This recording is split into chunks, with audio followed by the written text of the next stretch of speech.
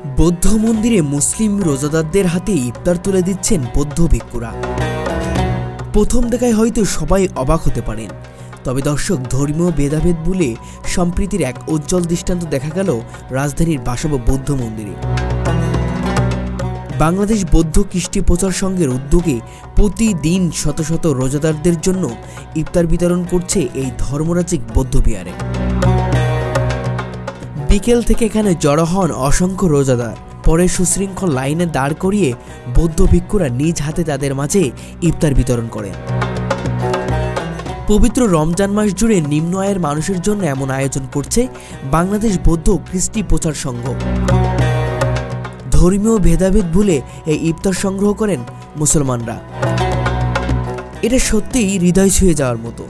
এখানে এসে ইফতার নেওয়া শুধু খাবার পাওয়ার বিষয় নয়, বরং এটি সম্প্রীতির এক উজ্জ্বল উদাহরণ। ধর্ম যার যার উৎসব সবার, এই কথাটির প্রকৃত রূপ দেখা যাচ্ছে বৌদ্ধ মন্দিরে। এখানে বৌদ্ধ ভিক্ষুরা প্রতিদিন ইফতার আয়োজন করছেন রোজাদারদের জন্য, যা সাম্প্রদায়িক সম্প্রীতির এক উজ্জ্বল দৃষ্টান্ত। বাসাবো বৌদ্ধ মন্দিরের এই ইফতার আয়োজন যেন প্রমাণ করছে মানবতার উপরে কোনো বিভেদ নেই। এই ধরনের উদ্যোগ সমাজকে আরও সংহত করবে, সম্প্রীতির বন্ধনকে দৃঢ় করবে। 2012 সাল থেকে প্রতি বছর রমজান মাসে দরিদ্র রোজাদারদের মধ্যে ইফতার বিতরণ করে আসছে এই সংঘটি। প্রতিদিন এখানে 150 থেকে 200 জন রোজাদারদের ইফতার দিচ্ছেন তারা।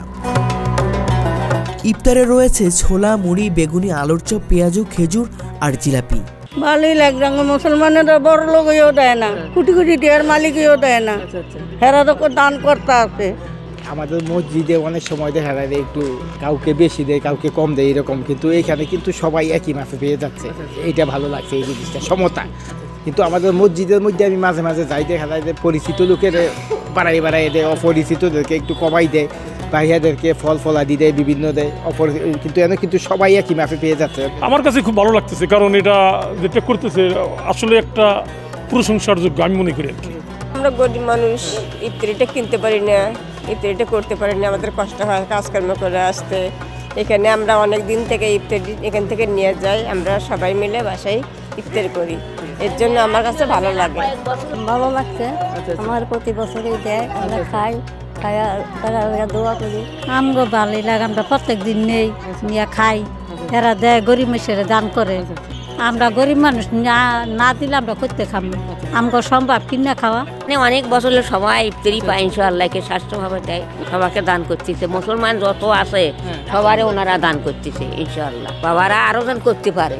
আমরা মুসলিম বা বৌদ্ধ ওভাবে কিন্তু চিন্তা করি না। এই যে সিয়াম সাধনার মাস, সিয়াম সাধনা বা উপবাস বা রোজা রাখা, এটা কিন্তু প্রত্যেক ধর্মে আছে। ইভেন বুদ্ধের শিক্ষাতেও এরকম আছে যে অল্প আহার করাটা, এটাকে অনেক বেশি প্রায়োরিটি দেওয়া হয়েছে। তো যাই হোক, ইসলাম ধর্মে যেহেতু সুন্দর একটা মাস, এই এক মাস ব্যাপী মানুষ শুধু কিন্তু রোজা রাখে না, রোজা রাখার সাথে সাথে আরও সুন্দর সুন্দর নিয়ম প্রতিপালন করে। অন্য মাসে যদি কেউ চুরি করে, ডাকাতি করে বা কোথাও অনৈতিক কার্যক্রম করে, অন্তত এই রোজার মাসটা কিন্তু তারা সেটা থেকে বিরত থাকে। তার মানে এই মাসটাকে আলাদাভাবে একটা মাহাত্ম্য দেওয়া হয়েছে ইসলামের শিক্ষায়। তো আমরা মনে করি যে আমাদের আশেপাশে যারা সুবিধাবঞ্চিত লোকজন, কেউ রিক্সা চালায়, কেউ ভ্যান গাড়ি চালায়, কেউ ফল বিক্রি করে, কেউ ভিক্ষে করে, ওরা তো আসলে জানে না যে তাদের ইফতার কোথায় হবে। তো আমাদের এই বিহারের যিনি অধ্যক্ষ ছিলেন, সংঘনায়ক শুদ্ধানন্দ মহাতেরো, উনি 2020 সালে ওনার প্রয়াণ হয়েছে। তো উনি আসলে খুব কোমল হৃদয়ের মানুষ ছিলেন এবং এদের জন্য চিন্তা করতেন। মূলত এই উদ্যোগটা কিন্তু উনারই নেয়া, এবং আমরা উনার মারা যাওয়ার পরও আমরা এটা কিন্তু ফলো করে যাচ্ছি। এখন এই বিহারের যিনি অধ্যক্ষ বুদ্ধপ্রিয় মহাতেরো, তিনি নিজের হাতে প্রত্যেকটা আমাদের যে আগের যে লেগেসিগুলো সেগুলো তিনি ফলো করে যাচ্ছেন, এবং এই ইফতার দেয়া, বিশুদ্ধ পানি দেয়া, আমাদের স্কুলে বাচ্চাদের লেখাপড়া করানো, বাইরের কিন্তু অনেক বাচ্চা এখানে লেখাপড়া করে অল্প বেতনে। তো সেটা একটা বড় একটা ব্যাপার যেটা আমরা সমাজের সঙ্গে শেয়ার করতে পারছি।